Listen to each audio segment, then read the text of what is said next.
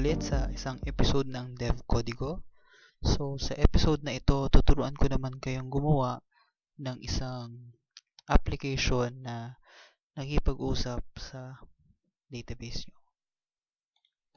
So, dito sa episode na ito, gagamit tayo ng Microsoft SQL Server 2012. So, Express lang gamit ko since libre siya. So, take note lang na kung gagamit kayo ng SQL Server, at least kaya ng PC nyo. Okay? Bago tayo dumiretso sa coding, so explain ko muna kung alin or kung ano-ano yung mga ibig sabihin nitong CRUD. So usually makikita nyo yan sa mga database application. So ano ba yung CRUD? So CRUD stands for create, read, update, and delete. So pag sinabi natin create, ito yung nag-create tayo ng records, nagdadagdag, or nag-i-insert. Okay? So, pag sinabi naman natin read, okay? So, ito naman yung nagre-retrieve tayo ng records. So, kunyari, gusto natin kunin yung listahan ng mga empleyado na nasa database natin. So, nagpa-perform tayo ng read operation. Okay. Pag sinabi naman nating update, ito naman yung binabago natin yung laman ng database. For example, merong isang empleyado na let's say na promote, so kailangang baguhin yung kanyang monthly salary. So, i-update natin siya. So, pag sinabi naman natin delete, for example, meron tayong gustong tanggalin na empleyado. So, i-delete na natin yung records niya. Okay? So, ang unang-una nating gagawin, syempre, kailangan nating i-prepare yung database na gagamitin natin. So, once na-install nyo na yung SQL Server Express nyo, take note na hindi lahat ng SQL Server Express may kasamang Management Studio. Pero I advise na kung gagawa kayo ng mga database application na gamit ay SQL Server, install nyo na rin yung Management Studio. Okay, so let's open. So, connect lang tayo sa instance ko. So, under database, so, nag-prepare na ako ng database. So, pakita ko na lang yung structure nung table na gagamitin natin. Okay, so meron tayong employee table. Tapos, ito yung kanyang fields or columns. Okay, so meron tayong ID na gagamitin natin as primary key. Tapos, meron tayong full name na varchar na 50. And then, meron tayong position, varchar 50 rin. Tapos, meron tayong employee number na varchar 10 at salary na integer. So pagkatapos natin gawin yung ating gagamiting database, so i-open nyo yung Visual Studio nyo. So ang gamit ko dito ay Microsoft Visual Studio Express 2013 for Windows Desktop. So create lang tayo ng bagong project. Ang gagamitin kong language ay Visual Basic. Select Windows Forms Application. Tapos pangalanan natin itong database CRUD. So sa mga nanonood, don't worry kasi i-upload ko yung solution files after natin matapos. Okay.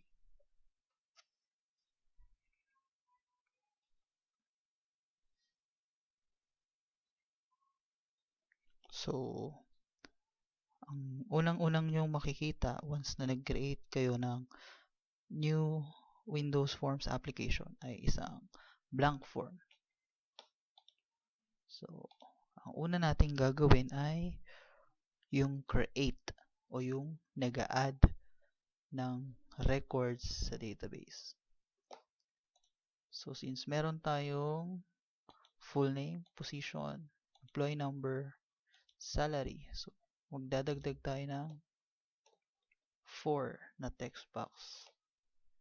Punta lang tayo dito sa common controls para madali makita.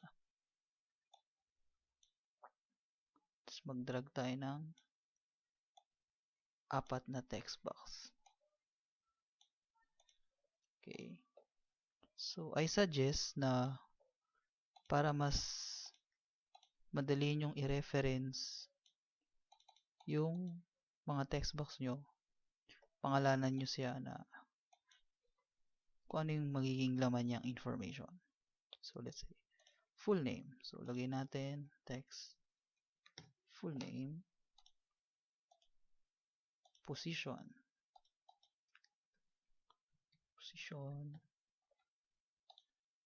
employee number,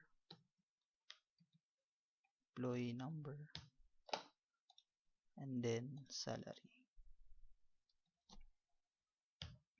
Okay. So, lagyan din natin ng label para naman malaman ni user kung ano yung ilalagay niya. Punta tayo sa text property. So, ito ay full name.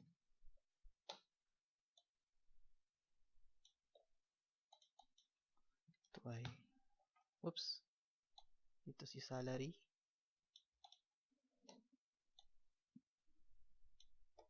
Ito ay position.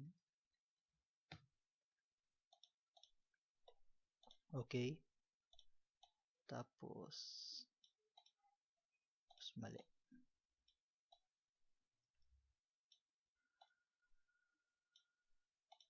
Ito ay employee number.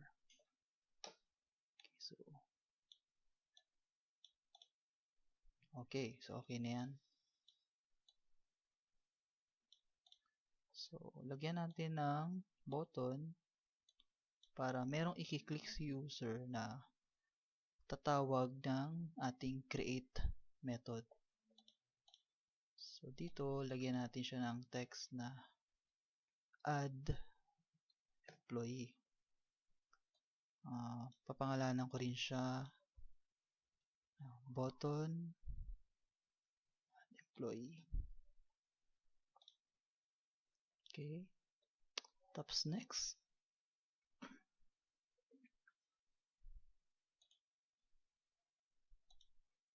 I-click natin yung, or i-double click natin yung add employee. Okay, so, papansin mo, lalabas itong code na ito. Okay, so, lakayan lang natin ng konti. Unang-una yung gagawin ay i-import yung mga namespace na gagamitin natin para makakonect tayo sa SQL Server natin. So, yan yung system.data at systemdata.sql client.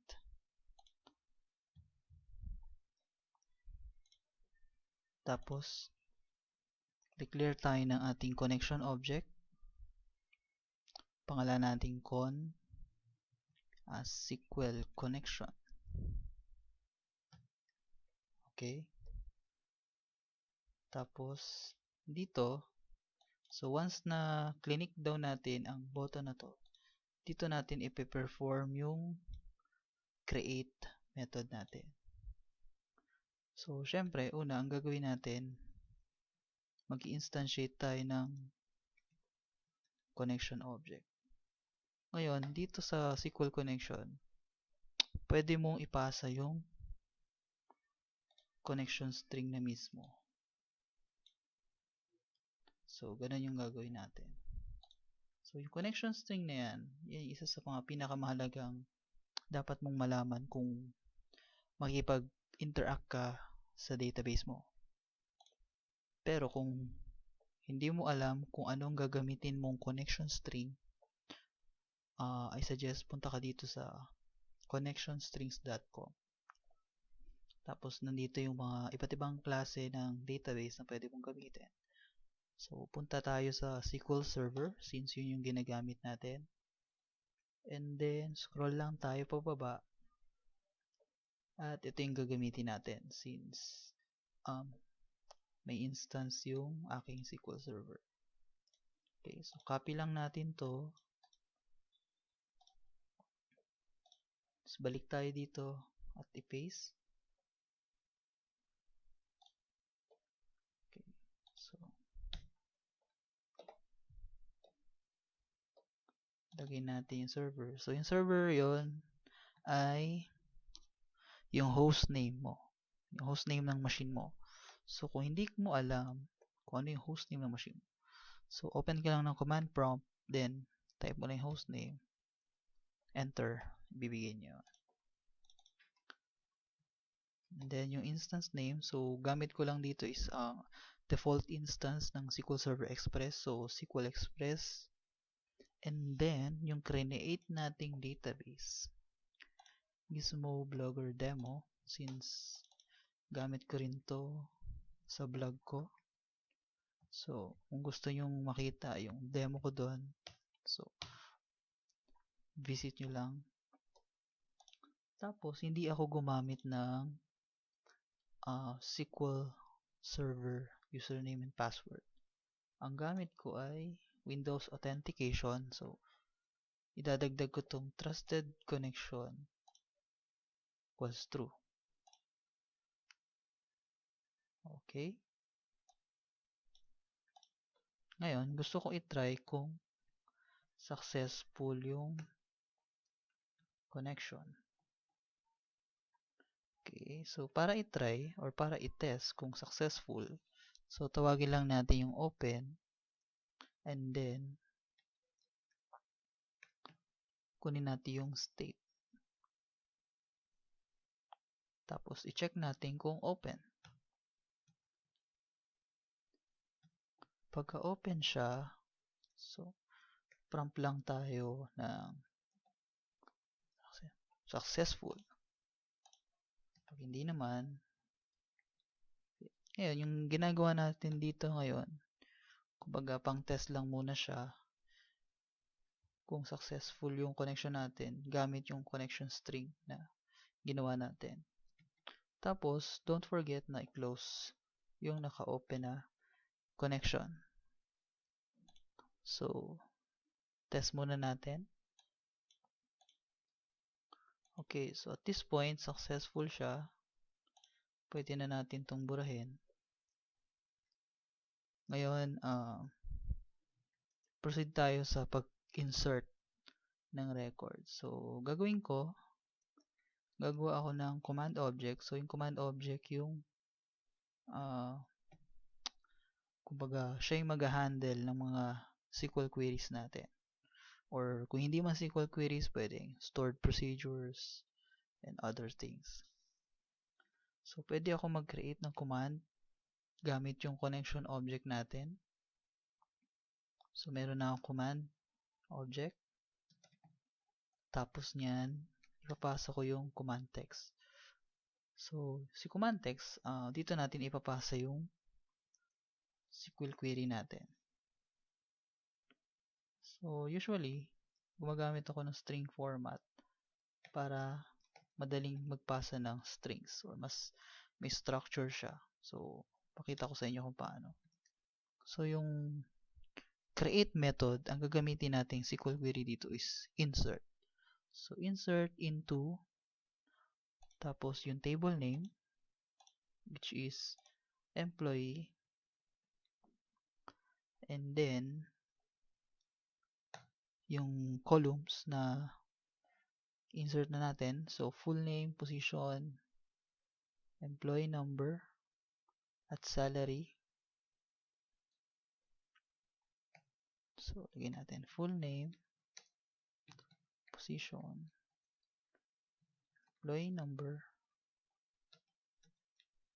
at salary. Lagyan natin ng space. Ampersand para mag-concatenate. Tapos yung values. Ngayon, dito pasok yung string.format. Oops. Okay.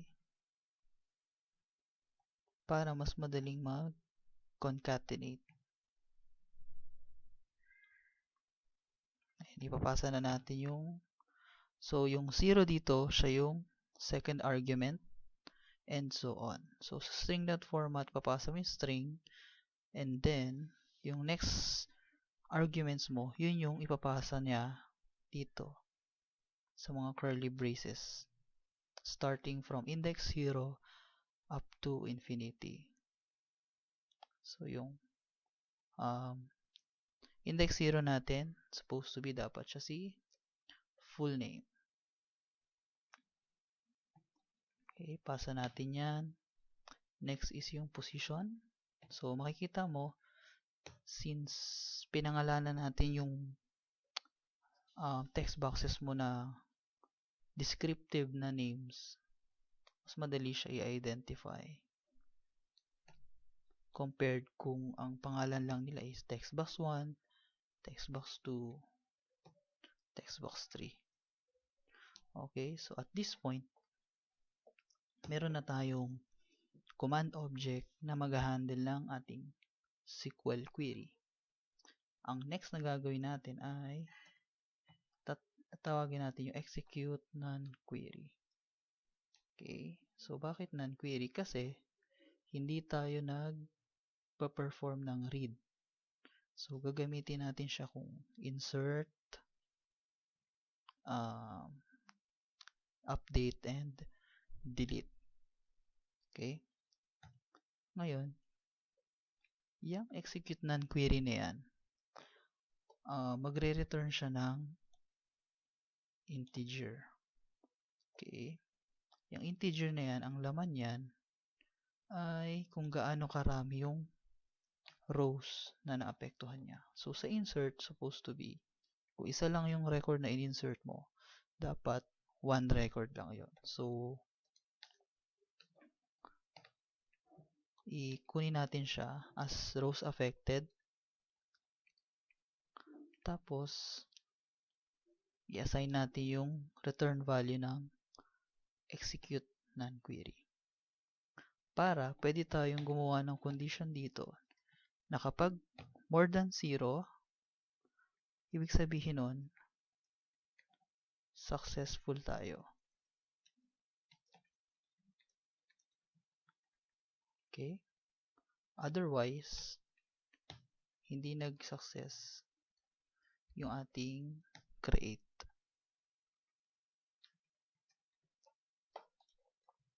Tapos, don't forget, huwag nyo kalimutan na i-close lagi yung connection. So, try na natin.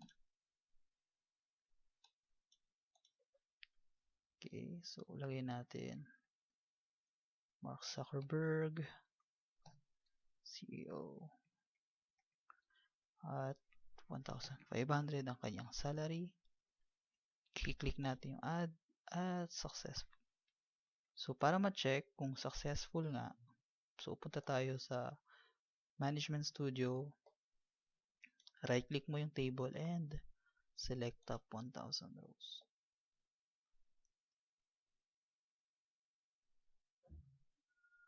Ayan. So, dapat makikita mo siya dito.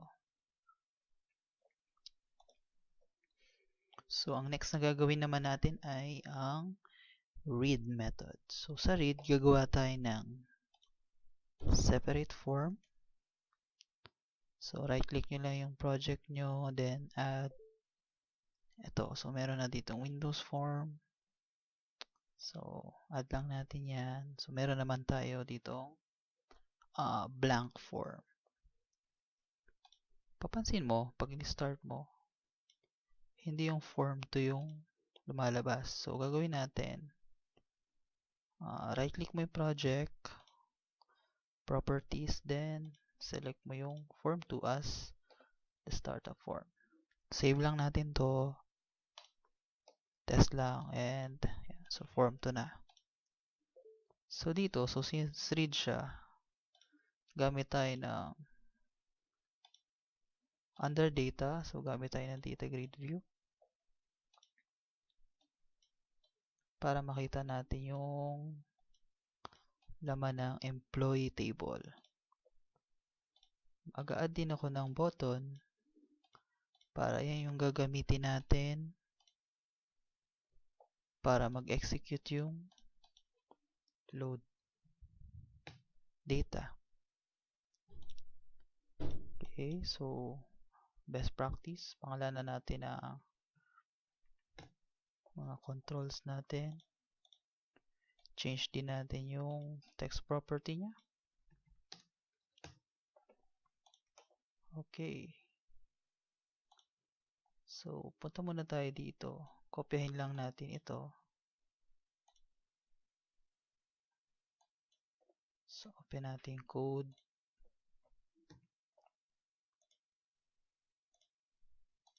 Ayan. Pati yung connection string at connection.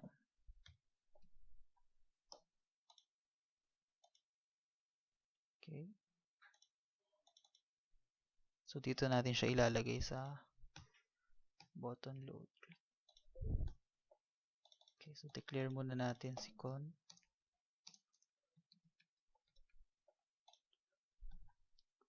And then, gawa tayo ng SQL command.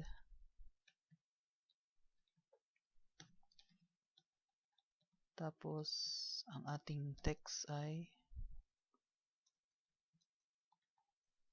para sa read. So, para sa read, gagamit tayo ng select query. Select natin lahat from. So, ganyan lang kadali. After nyan, execute natin yung reader since nag-expect tayo ng result set. At ang kanyang return value ay SQL data reader. So, sasaluhin natin yon.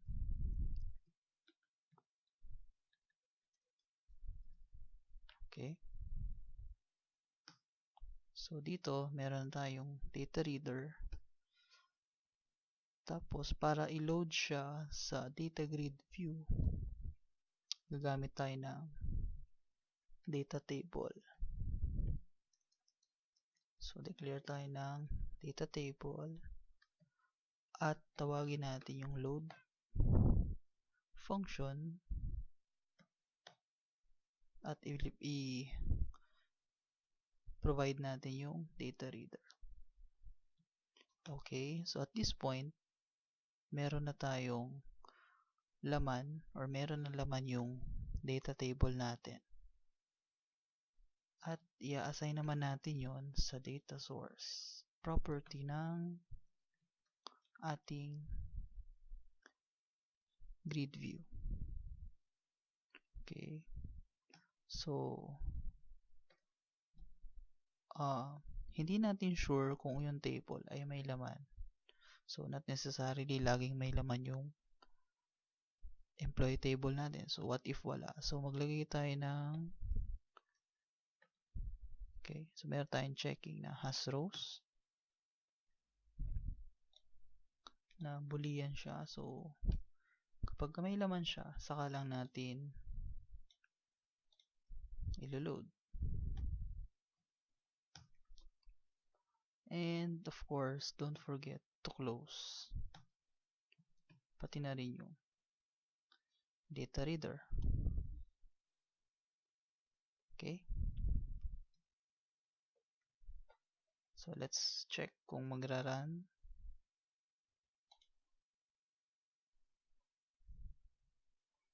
Okay.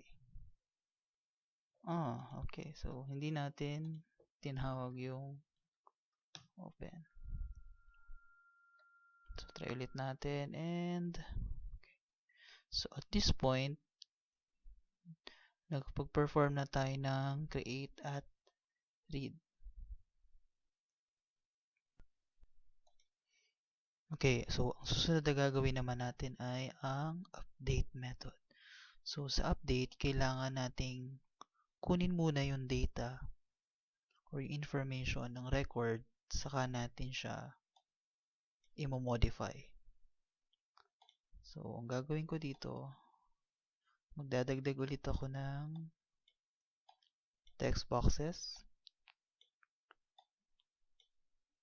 kagaya ng ginawa natin sa form 1. Tapos labels na rin. Okay, so gayahin natin yung form 1. Full name, position, employee number, salary.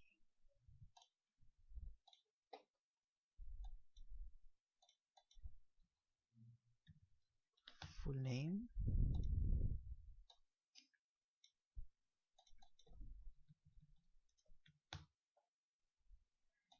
employee number,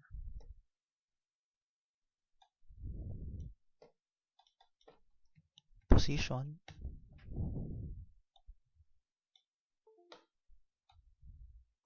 and salary. Okay, then huwag nyo kalimutan i-rename mga text box nyo para madali nyo siyang magamit sa loob ng code.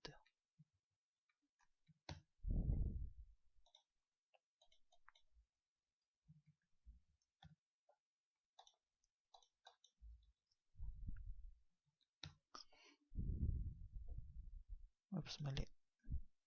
Text salary. So, ang gusto kong mangyari, pag may clinic akong record dito sa data grid view natin, mariretrieve siya dito. Okay, so paano gawin yon? Una, punta tayo sa code.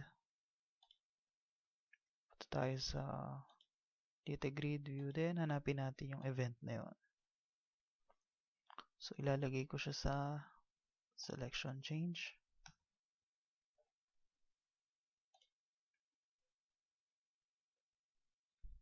Okay, so kukunin natin yung selected row.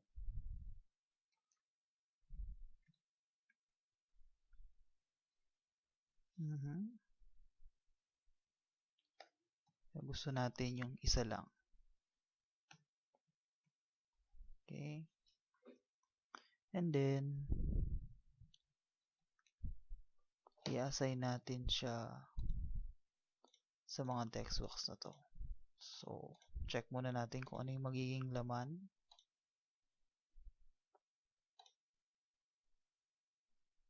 Okay, so mag-error siya.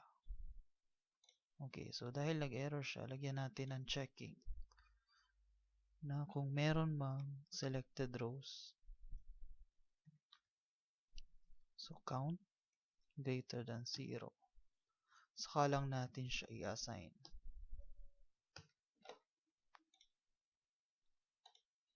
Okay. Lagyan natin ang breakpoint.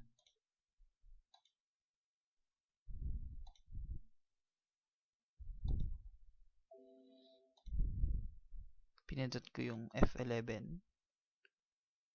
Check natin yung cells. So, nandito sila. Okay, cells. So, para mas madali, punta natin sa AdWatch.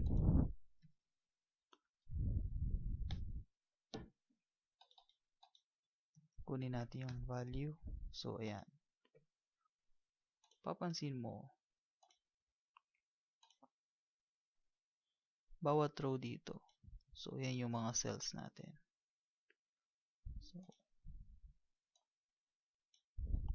So si cell 1,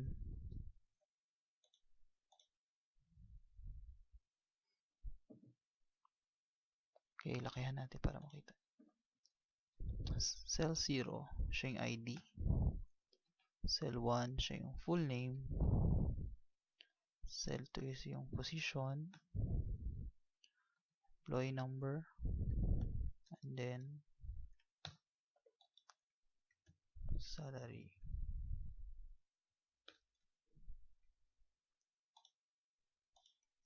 Yan, para may kodigo lang tayo.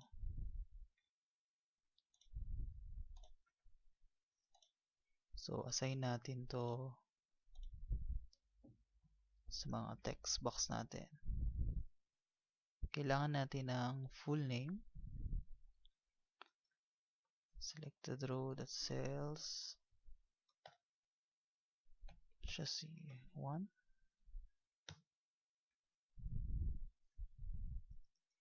Employee number is 3. So, position.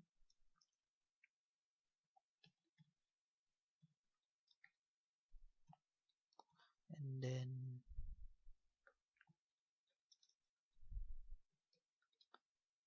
salary. Then, try natin. Try natin mag-select. Okay, so, naloload na dito yung data niya. Next is, gusto natin siyang i-update. So, maglalagay tayo ng button dito. Okay, so baguhin natin yung text. Oops. Update.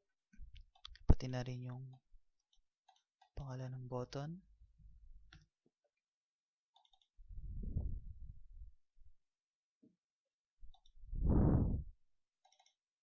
Okay, so dito natin ilalagay.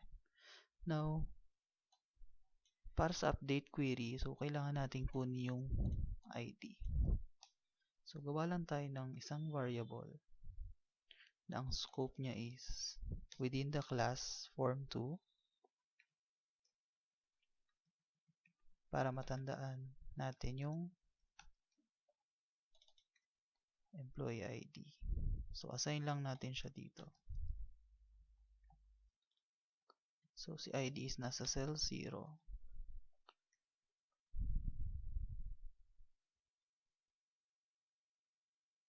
Oops, value.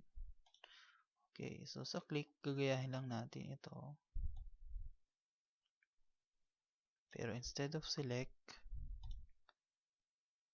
gagawa tayo ng before update.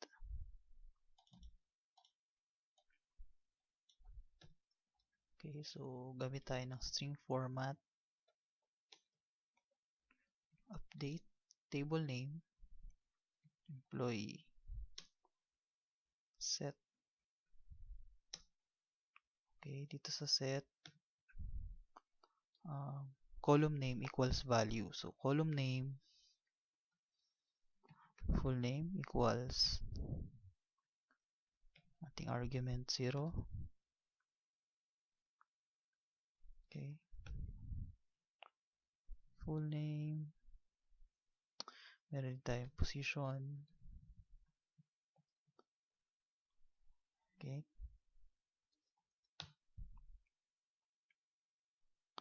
Tapos, employee number at salary. Employee number.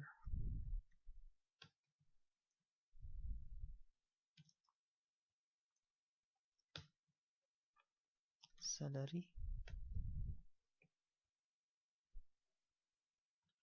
Tapos, ipasa natin yung ating di pa tapos pala, kailangan natin ng where clause para ang i-update lang natin ay kung sino employee ID yun. Okay. Ngayon, pasa na natin yung argument 0 natin, full name.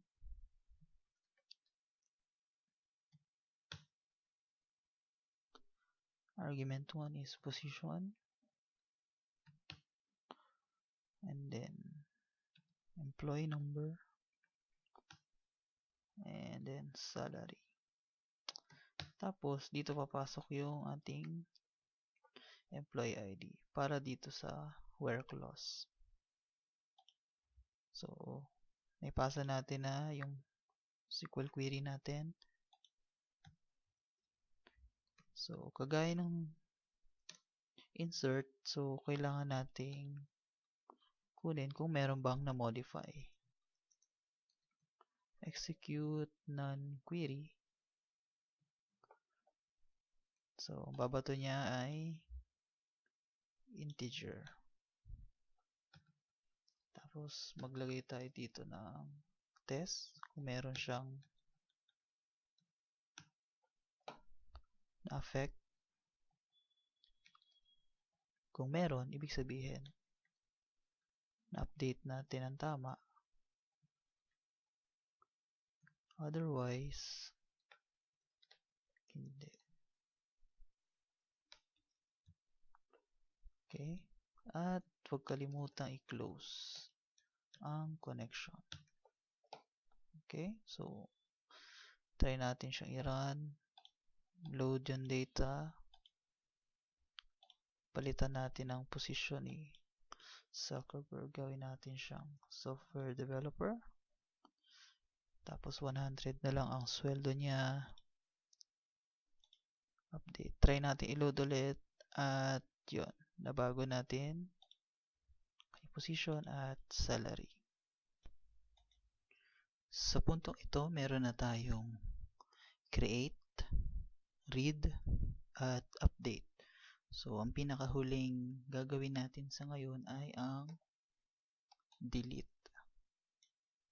So, gagamitin natin yung delete para mag-delete ng records. So, nagdagdag lang ako ng isa pang button para sa delete. Okay. Double click yan para mapunta dun sa event handler. Kopyahin natin ito.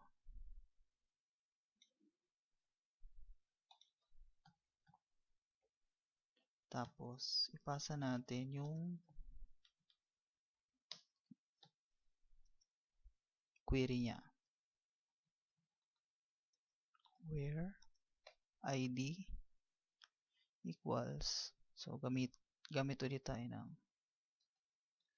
string format. So, ipasa natin yung ID nung gusto nating i-delete. So, papansin mo, ginamit ulit natin yung selected employee ID na ginamit natin kanina sa update. Okay. Next is, kunin ulit natin yung affected rows doon sa execute non-query command. Tapos, kung meron siyang na-delete, ibig sabihin successful yung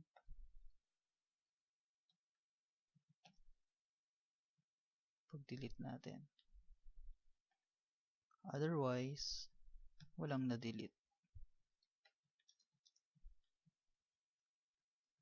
And then, i-close natin yung connection. So, delete from employee where ID is yung selected. So, try natin i-delete si Mark Zuckerberg. Ayan. So, load ulit natin. At wala na siya. So, dito sa tutorial na to, natuto kang mag-create, read, update, at delete ng mga records sa iyong database. Specifically, SQL Server database.